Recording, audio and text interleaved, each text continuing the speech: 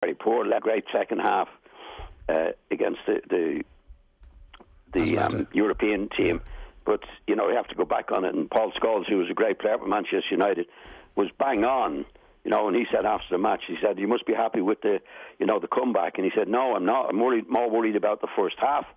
In fact, he said, if they play like that against Liverpool, they're going to get a right hiding. So they haven't been playing well. There hasn't been a consistency about the performance that you need from a Manchester United team if they're going to challenge for anything. But you don't expect a disaster like they had last weekend. Yeah, it's a strange one because everybody could look at the first half of that Atalanta game. We don't have to be Paul Scholes' level of the game to figure that there were many problems with how United played, particularly defensively that night.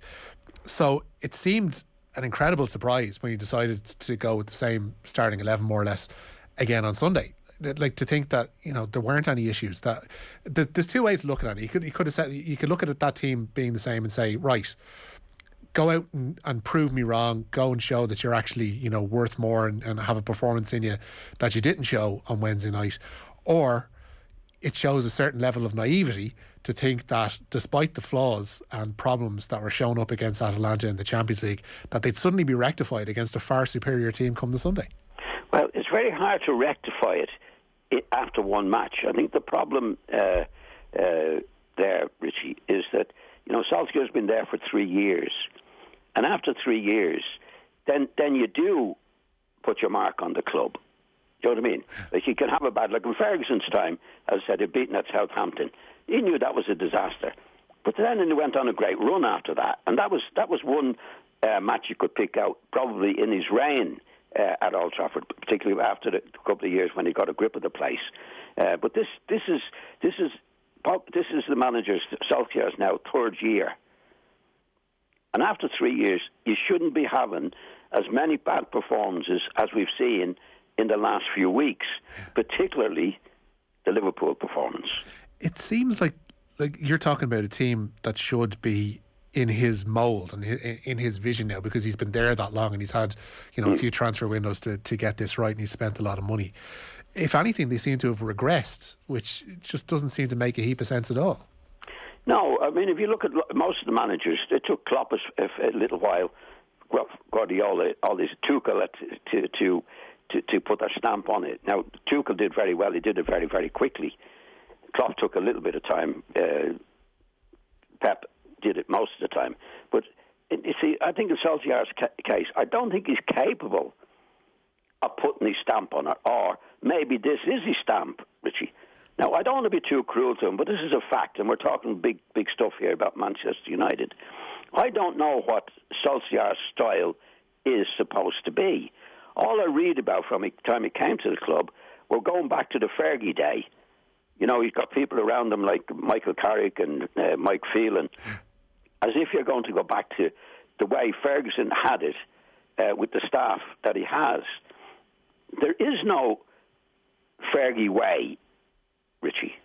It's the way Fergie does it, whatever club he goes to. So it's not the Manchester United way and the Fergie way. I mean, when you come into management like Solskjaer's into, and what you do over the years with Ferguson, you learn from Ferguson. You learn what you think he did right, what he did wrong, and then you do what you want to do. You can't copy an ex-manager. You have to do it yourself. And I think that's the position that Solskjaer is in. It's like I said, well, we'll do it the way Fergie did it. It doesn't work that way. You have to do it yourself. Yeah. And I think he's probably a nice lad in that, but is he capable of doing the job for Manchester United? I don't think so. I just don't think he's capable of doing it. What's needed. The thing about Ferguson as well is that he was there that long and he had so much time to, I guess, embed himself in the job. And then when the success actually hit, like, there were so many different ways that Manchester United played under Ferguson. Like, he had like 1,000 different ways to skin a cat. Like, I think back to I was listening to a podcast about it recently, about the cup final in 1990, which they eventually won, of course, in a replay, which was Ferguson's first trophy. But he was like playing Paul Ince at right back. Like, there was different ways and means of going about things, and he would approach every, I guess, challenge upon its own merits. And to think that there's a one size fits all that should be in place for a Manchester United squad, particularly in the current game, just seems ridiculously misguided. Well, that was never true where there was a way to play, Richie, because when you play different teams, you've got to play in the way that you win matches. So there's not any one way. Like, don't forget, in Ferguson's case, it was 3 years before he got it right. He made a good few mistakes, but when he got it right, he got it right. And it was him. If he was making the mistakes in the first 3 years, it was his fault. Right? In Solskjaer's case, to be honest, I don't think he's in charge of the situation. So Fergie, there was nobody telling Fergie what to do. He had a belief in himself. He did make some mistakes. But when he got it right, he got it right. But it was the way he did it, the way he wanted to do it, and his personality. He wasn't copying anybody. He was doing it himself. Now, what's happened, I think, in this times, because Solskjaer played under him and the staff, Phelan and Carrick played under. And when he was coming into it, Solskjaer actually said, we're going back to the Fergie way. But there is no Fergie way. Fergie's gone. And you have to do it yourself. Obviously, you take things from Fergie that you believe to be right, and then you work on them from then on. But it doesn't work in that particular way, Richie. In my book, of course you learn. You learn from the managers. You learn from what Fergie did right, what he did wrong, did most things right. But then you put your own stamp on it. I don't see any stamp from Solskjaer on this group of players. And now you get the inconsistency that you see. Yeah. And when he's there for a few years, then the players, it's funny in the dressing room, the morale, they know if he's not doing something right, they know about it. I mean, if you take the Pogba case, for example, against Leicester, they were terrible against Leicester a couple of weeks ago. And I didn't see all the match. But Pogba was one of the leading men in it. Very, very, very poor. And who's out after the match telling how it should be done? Only Pogba. We have to do this. I'm not getting this right. We're not getting that right. I think he left him out of the next match. Yeah. And then he came on a sub last week. And what I read in the paper, that Pogba's not talking to him. As if it's Solskjaer's fault. Yeah. And it's suddenly become a very leaky dressing room as well. Like, there's talk that some of the players don't feel necessarily that Solskjaer, as nice a guy as he might be, and as much as they might like him as a person, don't necessarily rate him as a tactician, as somebody who can lead the team forward. As soon as those stories start to come out of a dressing room, like directly out of a dressing room, that's almost the point of no return for a manager, really. Well, it's very, very difficult, because players in dressing rooms, you don't have every player the same in the dressing room. Everybody has their own ideas and their own way, and usually looking after, well, how does it affect me when we play badly? That's what happens when you don't have a Ferguson or a Guardiola or a Klopp in the as manager, because you have to lead them, and players will always find a way out. But when you see it so obvious that Pogba, who's, in my opinion, one of the major faults in the team, is out saying, this is what we're doing wrong and this is what we have to do, and he's not doing it. He's not doing it himself. Now, if you look back on Ferguson and Matt Busby and they're the great managers, they wouldn't allow that. They wouldn't allow it to get to that stage. They just wouldn't. So I feel sorry for Solskjaer in many ways, because I don't think he has the control at Old Trafford and the power at Old Trafford that managers need. I think he came into the club, and I think there are forces in the club who don't respect him. I mean, I think as a manager, you need to be in charge of the comings and goings of players. That's one of the major things in the club. Yeah. I don't think he's in charge of that. The Ronaldo situation would kind of point to that, because that seemed like a vanity purchase from the club's point of view, specifically because, and myself and yourself, funnily enough, had that chat on the Thursday night when it appeared like it was all gung-ho that Ronaldo was going to Manchester City, and then the next day you've got people like Rio Ferdinand popping up on social media, with hints that, things might necessarily be moving in that direction. And it seems like outside factors outside the club guided this 36-year-old who's, very, very talented and extremely gifted footballer and finisher, but in terms of what he can add to a modern team at the top end of a league isn't actually that much anymore. They have been almost railroaded from a vanity standpoint into signing Ronaldo, and it seems to be regressing them even further, because now they have to absolutely service his needs on and off the pitch. And if that doesn't happen, then Manchester United aren't going to win matches. Well, the main thing there, which you'd have to ask, was Solskjaer the man that wanted Ronaldo? I think the answer to that is clearly no. Yeah. A lot of people would say, and I would say, and I think, no, I don't think so. And I think that is the situation at the club. I don't think he's in charge of the comings and goings. And that's 90% of the job. Like, as a manager, you get rid of the players you don't want and you get in the players you do want. That's the vision you have for the team. I don't think that is the case with Solskjaer. I think the people that were doing the Ronaldo deal, for example, I don't know who they are, but I'd say that there's an awful lot of the financial situation involved in these particular moves. Yeah. In other words, like getting Ronaldo back in. I mean, they probably got their money back and selling the jerseys. But you'd have to ask Solskjaer, did you want them? Now, he might say, yeah, I did, but I would doubt it very much. The Pogba situation at Old Trafford, right? He hasn't signed a new contract. They've offered him an increase on his contract because he's going to be a free agent at the end of the season, right? Because he can refuse anything that's gone, and he's refused it so far, right? Now, as a manager in Ferguson's case, the first thing he'd say early on, I don't want this guy here. If he's not going to sign a contract, he's not part of the team, I want him out. I don't think Solskjaer has the power to do that. I think the people who are doing it, this is a financial situation. Pogba they bought for 90 million. At the end of the season, he can go for nothing. Now, I think the people that do the money stuff there, this is something that would drive them round the bend. We're going to lose a player that we paid 90 million for. Yeah, so we're offering this, that and the other, and he's turning it down. That situation's only going to get uglier as well, because as of January he can go and talk to prospective new clubs. Well, exactly. He can't build a team like that. Exactly. He's got one foot out the door and looking elsewhere. Looking elsewhere. See, at the moment he plays quite well at times, right? Because he knows now he's on the shop window. This is my opinion on it. Yeah. When it comes to Christmas, he can do the deal, as you say, Richie, with Juventus or any team. But he has to stay at the club until the end of the season. If that's the case, he won't kick a ball for Manchester United from Christmas till the end of the season because he won't want to get injured. Yeah. But when you're trying to build a morale in the club and team spirit, how do you define that?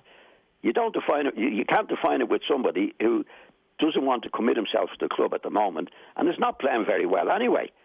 Now, again, you go back. If Ferguson was there, would Ferguson put up with that? Would Klopp put up with that? Would Tuchel put up with that? No way. But I don't think Solskjaer is in a position of power to do anything about it. So what the club might be saying, well, we'll save money on it, but in the meantime, actually you're losing matches and you're losing money. That's the problem. That's the big problem in Old Trafford. And they've got a very difficult run coming up now. They've got Spurs away, as we mentioned, coming up on Saturday evening. Then they're away to Atalanta, Manchester City at home, and then you've got a game on the horizon before the end of November too, away to Chelsea. You would presume, given the way the wind is blowing, that Solskjaer won't be in charge by the time, say, that Chelsea game comes around by the end of the month.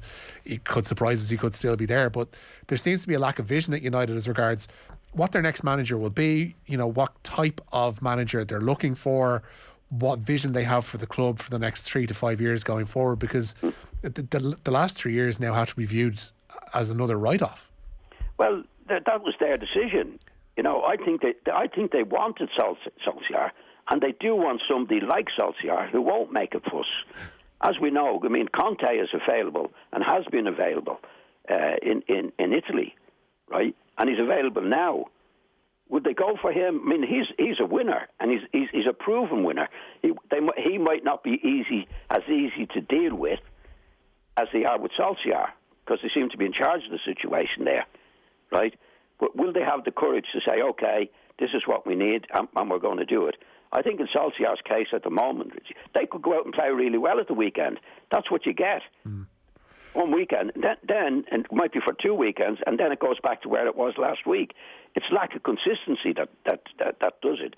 Now, you get the likes of Conte and Tuchel and Pep Guardiola and Klopp. They're in charge of it. They don't let players do anything but what they want them to do. If you go back to the weekend, I know there was very little talk about Liverpool in the match, but Liverpool were really, really good. A well-organised team. They were going to Old Trafford. They knew what they were doing. They had the spirit about them. And they're a well-organised team. You don't get the inconsistency with Liverpool. Yeah. Or the top teams like we're getting at Manchester United at the moment. The fact is at Manchester United, they've got a very, very, very good, talented group of players. But you have to have a manager to manage those players and get the best from them. That hasn't been the case, I think, with Solskjaer. And I'd say it's unlikely that it's going to be the case in the future. Yeah. So they've got to make a big decision. Conte has come in the paper, said he's available. This fella's been brilliant. He 2 years at Chelsea, win the cup and the league, and he wasn't getting on with the players, supposedly, because he was supposed to be too tough. Then he goes back to Italy, I think it was Inter Milan, and wins the championship that Juventus have dominated for nearly 10 years. I mean, this fella's a winner, but he's a hard nut, and he would insist on having charge of who comes and who goes, like all the good managers do. All managers going into the game have a vision, if that's the right word, Richie, of how they want the team to play and who they can get in to play in the way they want them to play. That's a vision they have, right? Now, they have to be allowed to fulfill that vision. In other words, I want Joe Bloggs, I want him, I want him, I want him, I want him out, I want him out, I'm out. Solskjaer hasn't had that position. Our football, of course, is with thanks on Off the Ball here, thanks to Sky. Don't miss Spurs versus Manchester United on Saturday Night Football, live only on Sky Sports. John, let's talk about Liverpool for a second, because as much talk as there has been about United being awful and Solskjaer being tactically inept and all that kind of stuff, like Liverpool, and particularly away from home this season, have been absolutely scintillating. Like, away from home, they put 5 past Porto, 5 past Watford, they scored 3 at Atletico Madrid, they scored 5 at Manchester United. Away from home, scoring goals, unbeaten so far in the league this season. They look like a real prospect yet again, and it's testament to what Klopp has been able to do. When they've not exactly been active in the transfer market. Ibrahim Konate, who did okay, wasn't asked to do much last Sunday. It was their only real signing this past summer. They look very, very good again. Yeah, they had a bad season last season, as we know. A lot of injuries and lots of things going on. But Klopp has actually put his mark on Liverpool. You can tell from the way they play since he's got there, and again the away from home business. I think Klopp's attitude is, I don't care whether we're playing away from home, and funny enough, I totally agree with him, and we can come to that if you want to in a minute. Playing away from home is a state of mind that, you hear managers, we've got to keep it tight here for the first 15 minutes. There's a lot of rubbish talk, Richie. If you're going to keep it tight for what about the last 15 minutes? You don't have to keep that tight. You play from home. And my experience now is playing in Liverpool in the old days and the great team. I love playing at Liverpool because they talked about the cop end, they're going to suck the ball into the net.